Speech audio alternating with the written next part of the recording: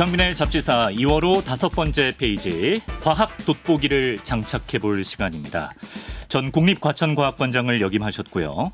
펭귄은 없고 펭귄 닮은 털보 관장님만 있는 과학관이죠. 펭귄 각종과학관 관장으로 계신 이정모 관장님과 함께 하겠습니다. 어서 오십시오. 안녕하세요. 바른생활 사나이 이정모입니다. 오늘 왜 바른생활 사나이라고 이렇게 강조하시나요? 제가 그러니까요. 보통 바르지 못할 때 그런 거를 강조하시는 그러니까요. 사랑을 강조하는 교회의 특징이 보면 사랑이 없다는 거죠. 그다음에 홍수 났을 때 가장 부족한 게 먹을 물이더라고요. 홍수 났을 때 가장 부족한 게 먹을 물이다. 사방에 물이 넘치면서 우리가 먹을 수 있는 깨끗한 물이 사라집니다. 철학적이군요. 실제로 그랬습니다. 실제 과학적으로도 그렇습니다. 홍수 난 지역에는 먹을 물이 없습니다. 과학의 눈으로 세상을 보는 시간입니다. 예, 그렇습니다. 오늘 이정모 관장님과 이야기해 볼 주제는 바로 중독의 과학입니다. 혹시 뭐 관장님께서도 내가 이거는 진짜 도무지 못 끊겠다 하는 게 있으실까요? 저는 기본적으로 바른생활 사나이여가지고요. 예. 그런 게 없었습니다. 코로나 전에는 한 몇 년 동안 걷기에 중독돼 있었어요. 그래서 하루에 15km에서 30km 정도를 무조건 걸었습니다. 그때 살을 빼기 위해서였죠. 하다 보니까 정말 살이 빠졌는데 근데 그다음에 못 끊기는 거예요. 계속 걸어야 했습니다. 근데 그다음에 또 코로나 시절에 안 걸으면서 다시 바른 생활 사나이가 됐는데 2024년 12월 3일부터 2025년 1월 15일까지 유튜브에 중독됐었습니다. 지금은 다 해결됐습니다. 특정 날짜를 이렇게 짚어주시니까 그림이 그려지네요. 예, 알겠습니다. 지금은 해결됐다. 지금은 좋은 해결됐습니다. 일이네요. 예.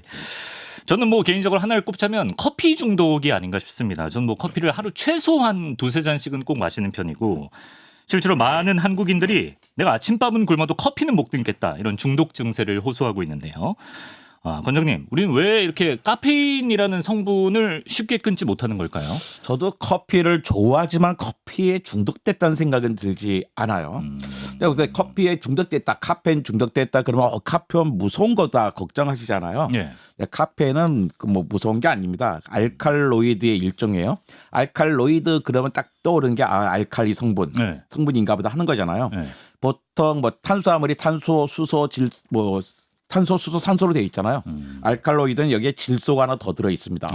안 좋은 거 아니야? 그렇지 않습니다. DNA, RNA, 단백질도 마찬가지입니다. 질소로? 평범한 물질이에요. 근데 카페인을 섭취하면 정신이 들고 기분이 좋아지고 들떠집니다. 그래서 보통 스트레스를 녹여주는 아주 각성 효과가 좋은 물질이죠. 그런데 이걸 왜 먹고 싶을까? 왜 자꾸 땡기나요? 기분이 좋아지기 때문이에요. 기분이 좋아지는 게 너무 좋아서 좋은 기분을 놓치고 싶지 않기 때문이죠. 좋은 기분을 놓치고 맞아. 그래서 먹나 보다 내가 생각해 보니까 그렇습니다. 카페인 중독의 그럼 대표적인 증상이랄까요? 뭐 어떤 게 있을까요? 커피 안 마시면 카페인 중독된 사람들은 커피 안 마시면 두통이 옵니다. 맞아요. 왜냐하면 카페인은 뇌로 가는 혈관을 수축시켜요. 가지고 혈류량을 줄여줍니다. 근데 혈류량이 줄었잖아요. 카페인을 마시면서. 근데 갑자기 커피를 안 먹으면 어떻게 해요? 혈류량이 늘어나죠. 피가 많이 흘러. 혈류량이 늘어나면서 두통을 느낍니다. 그러니까 두통을 느낀다는 게 뇌가 아픈 게 아니에요. 뇌는 아프지 않아요. 뇌는 통증이 없어요. 통점이 없어요. 뇌는 통점이 없어. 그러니까 막 뇌 열어가지고 숟가락을 퍼내도 아픈지 몰라요. 정말요? 근데 그럴 일이 없는 거죠. 근데 머리가 아프다는 건 뇌를 감싸고 있는 혈관이 아픈 거예요. 혈류량이 늘어나든지 갑자기 줄어들어서 아픈 건데 카페인을 끊으면 혈류량이 늘어나서 두통을 느낍니다. 그러니까 아프니까 커피 마시면 덜 아픈 거잖아요. 그러네요. 또 카페인은 아데노신이라는 물질과 반대 효과를 해요. 아데노신은 잠이 잘 오게 하는 물질이에요. 근데 카페인을 마시면 잠이 오지 않잖아요. 근데 여기서 막 저장해놨는데 카페인을 안 마시는 거예요. 카페인을 마셔도 이만큼 잠을 잤었는데 카페인을 안 마신다. 갑자기 또 잠이 이제는 너무 올 수도 있습니다. 두통이냐 졸음이냐. 어렵네요. 그래서 근데 우리는 다 이걸 먹으면 계속 마시면 되죠. 계속 마시면 졸음도 안 오고 그다음에 머리 안 아픈 아픕니다. 것도 없어지고. 그러니까 우리는 매일 마시게 됩니다. 하루에 몇 잔씩 마시게 되죠. 과학적으로 또 설명이 되네. 그 지역 경제가 아주 활성화됩니다. 그런 부분까지 있습니다. 그러면 뭐 성인 기준으로 커피는 하루에 몇 잔까지 마시면 뭐 괜찮다고 볼 수 있을까요? 그러니까 뭐 커피 한 잔에 든 카페인이 0.05g에서 0.4g이에요. 이게 뭐 이런 그램 수가 의미가 없잖아요, 우리한테요. 잘 안 와닿죠. 그렇죠. 예. 그러니까 연한 커피는 하루에 200잔. 더욱한 커피도 25잔까지는 아무런 문제가 없습니다. 아무런 문제가 없어요. 예, 그러니까 유럽, 특히 이탈리아 우체부는 예. 카페가 우표 현지 배달해 주잖아요. 예, 예. 거기는 그 카페나 식당이나 호텔은 당연하게 우체부에게 커피를 한 잔씩 대접해 준 게 예의예요. 에스프레소 한 잔. 에스프레소. 예, 그냥 서서 확 마시는 거잖아요. 예. 근데 그 사람은 하루 종일 수십 집 갈 거잖아요. 그러네요. 근데 그 정도 먹어도 아무런 문제가 없는 거예요. 우리가 먹는 연한 아메리카노는 하루에 200잔.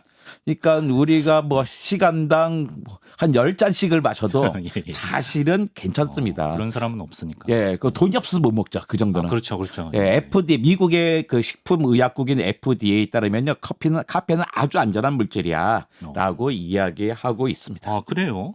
그럼 뭐 성인은 그렇다 치고, 근데 이제 어릴 때부터 저 어렸을 때도 이제 부모님이나 어른들이 아이들은 커피 마시면 굉장히 안 좋다, 머리도 나빠진다. 그래서 커피를 마실 바에는 뭐 녹차 같은 걸 마셔라. 이런 말씀하시는 분들이 계셨거든요. 그러니까 커피가 안 좋다 이런 건 약간 좀 과학적으로는 근거 없는 일반화된 그렇구나. 주장입니다. 예. 커피 비싸잖아요. 애들까지. 뭐 그런 거 왠지가 기호식품이고 그러니까 아이들에게 이런 중독성을 주고 싶지 않은 거죠. 부모님들 아니까 커피에 중독되니까 예. 애들은 중독시키고 싶지 않은 거예요. 예. 그러니까 커피나 녹차 모두 적정량을 마시게 되면 적정량이라는 건 사람마다 다 다른 거잖아요. 네. 괜찮을 정도 마시면 뇌에 긍정적인 영향을 줍니다. 그러니까 뭐 적당히 커피 마시면 집중력도 높아지고 기억력도 높아져요. 애들이 예. 공부 더 잘할 수 있습니다. 그래서 그렇구나. 고등학생들도 커피 많이 마시죠. 예. 그런데 카페인을 과도하게 섭취하게 되면 불안해지고 잠을 잘 못 자게 되고 심장이 두근두근 뛰잖아요. 적정량 이상. 그렇죠. 그러면 또 오히려 또 집중력이 저하되기 때문에 마시지 말라 그런 거죠. 아이들은 또 그러니까 조절이 잘 어려우니까. 예. 녹차에도 L테아닌이라는 물질이 있어요. 그러니까 아미노산인데요. 예. 이것도 카페인의 각성 효과를 완화하면서 뇌를 이완시켜서 집중력을 강화시키는 역량이 있어요. 네. 그러니까 뭐 녹차 마시는 게 조금 덜 괜찮다. 뭐 좀 나요. 그런데 이제 그러니까 우리는 홍차냐? 홍차는 또 다릅니까? 홍차는 또 다릅니다. 아, 녹차, 그래요? 홍차 달라요. 그러니까 왜 커피에는 카페인이 있잖아요. 테에는 테인이라는 게 있습니다. 예. T에는 T인이라는 거예요. 예. 커피 안에 있다고 카페인이고 테 안에 있다고 T인인데 티인. 그러니까 부르는 말은 다른데 화학 구조는 똑같아요. 아, 그래요? 그러니까 홍차를 마시는 거나 커피를 마시는 거는 똑같습니다. 하지만 녹차는 다른 거죠. 아, 그렇구나. 네, 그러니까 홍차를 서양 사람처럼 너 커피 마실 바에 홍차 마셔 이거는 말이 안 되는데 우리에서 커피 대신 녹차를 녹차는 마셔는 일리 있다. 약간 원리가 좀 됩니다. 어. 네. 녹차는 맛 없습니다. 아, 그래요? 좀 약간 보성군한테 어필하려고 그랬는데 또 그런 말씀을 하셔가지고. 아 그래요. 그 커피 보성군에서 드세요. 보성군 커피가 또 맛있을 수 있죠. 보성군 커피 예. 맛있더라고요. 찻집 쫙 바라보면서. 예, 땅이 좋으니까 네. 다 맛있습니다. 자, 물론 이제 우리 사회에 굉장히 심각한 문제로 여겨지는 중독들도 있습니다. 알코올 중독, 마약 중독, 도박 중독, 뭐 이런 중독도 있습니다만 요즘에는 뭐 이제 카페인 중독이라든지 단맛 중독, 스마트폰 중독, 뭐 숏폼 중독, 진짜 중독이란 말을 온갖 곳에 다 붙이는 것 같은데 예. 중독이라는 걸 우리가 과학적으로 어떻게 정의를 해볼 수가 있을까요? 그러니까 중독이란 게 그러니까 뇌의 보상 시스템을 바꾸는 거예요. 보상 시스템을 바꾼다. 네, 뇌가 이제 보상을 해주거든요. 그래서 너 잘했어 해준단 말이에요. 예. 특히 도파민이라고 하는 신경 전달 물질이 있습니다. 예. 근데 도파민이 과도하게 분비가 돼요. 예. 또 수용성이 더 민감하게 되면서 예. 이걸 뭘 먹으면 도파민이 많이 나와. 예. 그럼 어떻게 해요? 자꾸 그 약물, 그 음식, 그 행동을 더 하게 돼요. 도파민은 우리에게 만족감을 주거든요. 예. 내가 커피를 먹었더니 만족이 돼. 마약을 했더니 만족이 돼. 도박을 했더니 만족이 와. 이렇게 되는 거죠. 네. 근데 중독 상태에서는 뭐 알코올이나 니코틴 같은 특정 물질의 중독 상태, 도박, 인터넷 같은 어떤 행동에 대해서 중독 상태가 되면 문제가 뭐냐면 통제력이 상실된다는 거예요. 그러니까 통제력이 상실되니까 문제가 뭐예요? 내가 그만두려고 해도 그만두지 못한다는 거죠. 네. 그러면서 내성과 금단 현상이 생깁니다. 내성이라는 게 뭐냐면 점점 많이 필요해진 거예요. 네. 예전에는 뭐 한 잔만 먹어도 기분이 좋아졌는데 이제는 점점 여러 잔 먹어야지 기분이 좋아져. 같은 정도의 쾌락을 얻기 위해서 더 많이 그렇죠. 섭취를 해야 되는 그다음에 거죠. 딱 그만뒀더니 예전에는 안 먹으면 그만 보통이었고 네. 먹으면 좋아졌는데 네. 이제는 먹어야 그대로고 안 먹으면 나빠지는 그래, 거예요. 불안하고 떨리고 두통이고 우울감이 오는 거예요. 예. 이렇게 되니까 이제 문제가 되는 거죠. 그러니까 단지 어떤 물질에만 중독되는 게 아닙니다. 알코올, 니코틴, 마약, 뭐 카페인 같은 물질뿐만 아니라 네. 도박, 인터넷, 게임, 쇼핑, 운동 같은 행동에도 중독이 되는 거죠. 네. 그러니까 중독이 단순히 의지가 약해서 생기는 문제가 아니라요. 네. 뇌가 실제로 변합니다. 뇌가 변한다. 실제로 변해서 생기는 문제예요. 그러니까 나중에는 이게 단순히 나 혼자 의지로 풀 수 있는 게 아니죠. 그러면 뭐 예를 들어 마약에 중독된 사람과 그렇지 않은 일반 사람들의 뇌 사진 같은 걸 찍어보면 그 확연히 다름이 티가 나나요? 왜 완전히 달라집니다. 아 그래요? 그러니까 뇌 찍으면 딱 알아요. 저희가 뭐 사진을 준비했는데 인터넷 중독자와 코카인 중독자의 뇌 사진인가 봅니다. 우리가 보면 뭐 저게 뭐가 다른지를 모르겠지만 전문가들이 보면 이 사람은 코카인에 중독됐구나, 인터넷에 중독됐구나를 알 수 있는 거죠. 그러니까 의사의 진단을 받아봐야 되는 거예요.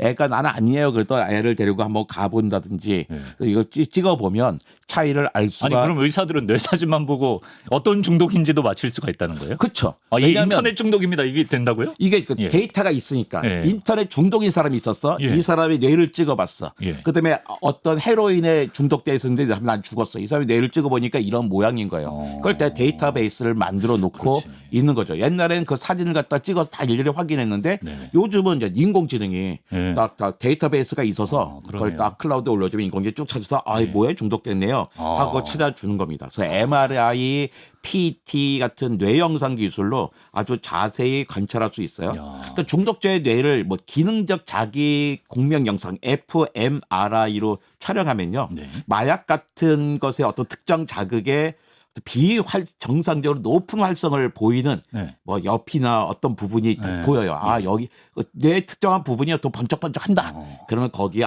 뭐에 중독됐구나라고 하는 거죠. 또 어떤 부분에 도파민 수용체가 또 많다. 그러면 이것도 뭐에 대해서 중독됐어. 이렇게 알 수 있습니다. 거짓말하지 못합니다. 그러네요. 데이터가 충분히 쌓였기 때문에. 그럼 이제 관장님께서는 뭐 마약 같은 걸 내가 딱 한 번만 해보고 난 끊을 수 있어. 나는 의지력이 강해서 컨트롤이 충분히 돼. 이런 주장은 별로 설득력이 없다고 보시네요. 그렇죠. 딱 한 번만 해보고 끊을 수 있다는 생각은 매우 위험합니다. 그러니까 실제로 그렇게 되지가 않아요. 그러니까 중독의 과학적 메커니즘과 인간의 의지력을 과소평가하는 착각에서 비롯된 거죠. 그러니까 의지력을 너무 과대평가하고 그다음에 중독의 과학 메커니즘을 너무 과소평가한 거예요. 물론 사람의 의지가 중요하잖아요. 하지만 중독의 생리학적, 심리학적 복잡성을 생각해 보면요, 의지만으로도 중독을 완전히 통제할 수 없습니다. 근데 첫 번째 경험이 정말로 위험해요. 첫 번째 경험. 그러니까 마약이나 뭐 도박 게임 같이 경험이 없었던데 한 번 해봤어요. 뇌 보상 시스템을 완전히 강화시켜요. 그렇겠죠. 그러니까 엄청나게 강렬하게 해준단 말이에요. 근데 이렇게 내가 마약을 했더니 도박 게임은 내가 음식이나 또 다른 운동과는 비교할 수 없을 정도로 강한 쾌감을 줍니다. 그러니까 이거 또 하고 싶은 거죠. 자꾸 반복하게 하고 싶어요. 그런데 한 번 하고 나면 이제 점점 아까 내성이 생겨서 더 많은 걸 해야지 되는 거죠. 그렇죠. 통제력도 잃고. 애초에 발을 들일 생각을 하덜덜 마세요. 우리는 생각보다 의지가 강하지 않습니다. 이런 것도 뇌의 문제일까요? 뭐 단맛에 중독된다거나 뭐 저 같은 경우에는 되게 공깃밥이 항상 2공기씩 이상 필요하고 탄수화물 중독된다거나 이런 것도 뇌의 문제입니까? 그렇죠. 단맛 중독과 탄수화물 중독은 그 뇌와 관련이 아주 깊습니다. 우리 뇌는 음식을 먹어서 에너지를 얻고 생존을 하기 위한 보상 시스템을 갖고 있어요. 근데 단맛과 탄수화물이 이 보상 시스템을 아주 강하게 자극합니다. 실제로 우리 뇌에게 아주 중요한 에너지원이 되거든요. 단맛 있는 물질들이. 그러니까 단맛이나 탄수화물을 섭취하면 도파민이 막 분비가 돼요.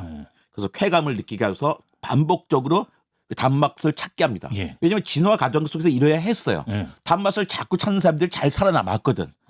그러니까 설탕 같은 단맛은 그 약물 중독된 것처럼 약물 중독된 것과 똑같은 방식으로 자극을 받기 때문에 중독되는 겁니다. 그것도 이제 내성이 생기면 이제 뭐 당뇨라든지 과해지면 문제가 되는 거죠. 그렇죠. 근데 얘는 뭐 이 내성이라기보다는 단맛을 뭐 먹는 데는 한계가 있는 거잖아요. 그런데 다 왜 어떤 특정한 상황을 찾게 돼요. 스트레스를 많이 받는다. 예, 예. 스트레스 먹었지 당 음식을 땡겨. 먹고 기분이 좋아져. 예, 예, 예. 그러니까 스트레스를 받으면 단맛을 찾게 되죠. 예. 상사가 못되게 굴었어. 막 그 단맛 먹고 싶어. 예. 엄마가 막 짜증을 공부하라고 짜증내. 막 단맛을 먹고 싶어. 근데 엄마도 애가 공부하니까 또 단 걸 먹고 싶어. 그러니까 온 가족이 다 문제가 생기게 되는 거예요. 그렇구나. 다 단맛을 찾게 돼 밥도 많이 먹고 밥 먹이니까 살찌고 또 다 같이 또 당뇨 걸리고 이렇게 되는 거죠. 치과 잘 되고. 그렇죠. 예, 그렇습니다. 그러니까 설탕 중독과 마약 중독은요 똑같은 방법으로 중독성이 있습니다. 그렇군요. 정도의 차이지. 중독의 어떤 구체적인 기준이 있습니까? 어느 정도 직영이 됐을 때 이 사람은 중독입니다라고 소견을 내릴 수가 있는 건가요? 그러니까 한 7가지 요소가 있는데요. 그러니까 7가지 요소에 몇 개가 해당하느냐가 중요한 거예요. 그러니까 이제 통제 상실. 원하는 것을 더 자주 더 많은 양을 섭취하거나 행동한다. 예. 그러니까 강렬한 갈망. 꼭 뭘 먹고 싶어. 시간 소비. 뭐 술이라고 해봐요. 술을 점점 더 많이 먹고 싶다. 예. 통제 상실이잖아. 예. 술 정말 먹고 싶어. 강렬한 갈망이에요. 예. 이제 시간이 없는데도 꼭 시간도 없는데 돈도 없는데 술을 먹고 싶어. 예. 근데 술 때문에 가족 관계가 망가져요. 학교가 망가지고 직장 생활이 안 돼. 사회적 문제가 생기는 거예요. 예. 5번째는 내 몸이 해로운데도 또 하고 싶어. 간도 나쁜데 또 먹고 싶은 거예요. 5번째. 예. 내성에 점점 많이 먹고 싶어. 7번째. 금단현상. 술 안 먹으면 큰일 나. 손 떨리고. 예. 네. 근데 7가지 중에 2가지만 있어도 나는 가벼운 중독이다. 그 중에 2개만 돼도 가벼운 중독이에요? 네, 6가지 이상이면 심각한 중독이다. 근데 뒤에서 뭐 심리적인 문제 생기고 내성 금단까지 아니더라도 뭐 바쁜데도 먹고 싶다든지 꼭 친구 부르서 먹고 싶다든지 이런 게 뭐 2-3개 있다 그러면 중독인 거죠. 그러니까 우리나라에서 술을 먹는 성인들의 70% 이상은 알코올 중독이라고 봐야 됩니다. 최소 가벼운 중독은 많이들 그럴 것 그렇죠. 같아요. 가벼운 중독이죠. 근데 가벼운 중독까지는 괜찮은데 서너 개 좀 돼서 특히 사회생활에 문제가 된다. 그렇죠. 대인관계, 가족관계, 회사에서 일이 된다. 그러면 심각해지죠. 예. 이런 것도 중독의 일종입니까? 뭐 가령 그 SNS에서 좋아요 알림이 올 때마다 반사적으로 휴대폰을 막 확인하게 된다거나 아니면 뭐 잡지사 유튜브 구독자가 그새 얼마나 올랐나 실시간으로 계속 보는 어떤 에디터라든가 이런 모습은 중독입니까? 그렇죠. 행위 중독의 한 형태죠. 예. 그러니까 우리나라 국민 상당히 많은 분들이 12월 3일부터 1월 15일까지 새벽에 자다가도 일어서 핸드폰을 받잖아요. 예. 이게 바로 행위 중독입니다. 그러네. 전 국민이 한 달 동안 중독에 빠져 있었어요. 그렇죠. 뭐 새벽에도 보고. 예, 그렇습니다. 예. 인터넷 중독, 게임 중독 같은 것도 뭐 당연히 뭐 뇌에 영향을 준다고 봐야 될 것 같은데. 근데 또 이제 마약 중독 같은 경우는 약물이 내 몸 안으로 들어오지만 인터넷 중독 같은 경우에는 내 몸으로 뭐가 들어오는 건 없잖아요. 들어오지 않지만요. 그러니까 물질이 안 들어도 뇌의 보상 시스템과 신경 회로를 바꾸는 건 마찬가지예요. 마찬가지다. 네, 어차피 바꾸니까 행동 중독도 약물 중독처럼 특정 행동에 의한 심리적, 생리적 의존을 동반해요. 그리고 뇌의 구조와 기능에 실제로 변화를 일으킵니다. 예. 이것도 궁금합니다. 그 뇌에서 우리에게 큰 영향을 준 도파민 말씀하셨는데 도파민은 그러면 예를 들어서 뭐 하루에 나올 수 있는 양이 정해져 있습니까? 아니면 자극을 끊임없이 강한 자극을 주면 끊임없이 나올 수 있는 겁니까? 우리 몸에서 하염없이 나오는 것은 아니잖아요. 그러니까 도파민의 분비는 딱 적당한 양이 있는 건 아니에요. 그러니까 자극과 상황에 따라 조절됩니다. 그러니까 도파민은 나쁜 게 아니에요. 우리 신경계의 필요에 따라 꼭 나와야 되는 아주 좋은 신경 전달 물질입니다. 그러니까 환경, 생리, 그다음에 심리적 요인에 따라서 그 영향을 받죠. 그런데 도파민의 분비에는 한계와 조절 메커니즘이 있는 거예요. 근데 이게 망가지면 우리 몸에 저절로 일어나는 게 아니면 그러니까 중독이 되는 거죠. 그러니까 중독 때문에 도파민의 양이 바뀌는 거지 도파민의 양이 바뀌어서 중독이 되는 건 아니에요. 예, 이해됐습니다. 엔돌핀하고는 또 다른 거잖아요. 그러니까 엔돌핀이나 도파민이나 둘 다 그러니까 신경 전달 물질이죠. 한때 때 엔돌핀이 되게 유행이었잖아요. 맞아요. 그러니까 뇌와 몸에 다양한 역할을 하면서 좋은 감정을 갖게 해줍니다. 도파민과 엔돌핀 다. 근데 여러 가지 작용 방식의 차이가 있어요. 도파민은 보상과 동기를 유발해요. 그래서 행동을 반복하게 합니다. 그러니까 쾌감을 느끼게 하고 새로운 도전을 자극하지만 중독 위험이 있어요. 도파민은. 근데 엔돌핀은 고통을 줄이고 평온함과 행복감을 제공해요. 근데 도파민에 비해서는 중독성이 훨씬 낮아요. 그리고 보통 신체적 정신적 스트레스를 완화시킵니다. 아. 그러니까 둘 다 몸에 중요하고 균형을 이루어서 감정과 행동을 조절해야 되는 거죠. 네. 근데 이걸 어떻게 관리할 건가? 네. 사실은 되게 너무 교과서적인 대답일 수 있는데요. 네. 운동, 명상, 네. 그다음에 친구, 가족 관계, 인간 관계가 네. 좋으면 자연스럽게 분비가 적절히 조절됩니다. 예. 근데 운동 조언하셨는데 아까 관장님도 예전에 걷기 중독에 빠지셨다고 하셨잖아요. 네. 그럼 좀 긍정적인 영향을 주는 것들도 중독됐다라고 할 수 있는 건가요? 그렇죠. 근데 행동 중독입니다. 이게 왜 중독이라고 얘기할 수 있냐면요. 네. 제 아내가 막 걸은 데가 처음에 너무 좋아했어. 살도 뺀다고 하고. 예, 예. 근데 어느 날은 짜증을 내더라고요. 도대체 언제까지 걸을 거야. 아, 나를 주체할 수가 없어. 그러니까 짜증은 내가 나는데. 주체하지 못해서 네. 눈이 오나 비가 오나 막 15km, 20km씩 걸었단 말이에요. 안 걸으면 불안한 거예요. 걸으면 실제로 행복해요. 예. 근데 그러다 보니까 가정 문제가 파탄이 되더라고요. 가정 생활을 안 하는 거예요. 밥도 같이 못 먹고 그러니까 사회적 관계가 깨집니다. 인간 관계가. 예. 이건 분명히 중독이죠. 그다음에 안 하면 불안하고 이거 심각한 중독이었죠. 아무리 운동이어도 그건 좋은 중독이 아니네요. 그렇죠. 그렇구나. 있습니다. 이런 얘기도 있습니다. 뭐 중독도 약간 유전이 된다 이런 식의 얘기를 하는 사람들도 있던데 실제로 뭐 중독에 더 잘 빠지거나 중독에 더 취약한 사람들이 있다고 볼 수 있을까요? 네. 그러니까 중독은 유전적인 요인도 있고 환경적 요인도 있거든요. 그렇구나. 근데 중독의 유전성이요. 그러니까 한 40에서 60% 정도 됩니다. 오. 그러니까 절반 정도는 유전성이 있는 거예요. 그러니까 가족에 어떤 중독 문제가 있잖아요. 네. 우리 가족에 알코올 중독인 사람이 있었어. 우리 가족 중에 무슨 뭐 마약 중독이 있어. 그러면 그 나머지 가족도 거의 중독에 더 취약합니다. 그래서 집에 의사들이 물어보는 거예요. 그때 왜 문진하잖아요. 집에 네네. 히스토리를 물어봅니다. 가족의 히스토리를. 맞아. 다 이유가 있습니다. 심지어 암도 히스토리가 관련이 있잖아요. 예. 유전적인 취약성이 있기 때문에 물어보는 거죠. 왜냐하면 유전적인 요인으로 이제 중독과 관련된 뇌의 보상 시스템, 도파민 수용체의 기능이나 양이 딱 유전되기 때문이에요. 그래서 그러니까 진단을 받아보고 내가 더 문제가 있어 그럼 거기에 맞춰서 움직여야죠. 도파민 중독이면요. 도파민 수용체가 있어요. D2 수용체라고 하거든요. 네. 근데 D2 수용체 밀도가 낮은 사람은 같은 자극에 더 강한 쾌감을 느끼겠죠. 그러니까 어때요? 다른 사람과 똑같이 먹었는데 더 강한 자극을 그렇겠네. 느끼니까 예, 자꾸 그걸 또 하고 싶어지는 그렇겠네. 거예요. 남들 더 하진 않는데. 근데 아시아 사람들에게 ALDH2 유전자가 잘 안 되는 사람이 있어요. 그게 뭐죠? 이런 사람들은 알코올 대사하는 거거든요. 예. 그러니까 ALDH2 유전자가 덜 움직이는 사람들은 알코올을 피하게 됩니다. 술을 피하게 되는데 네.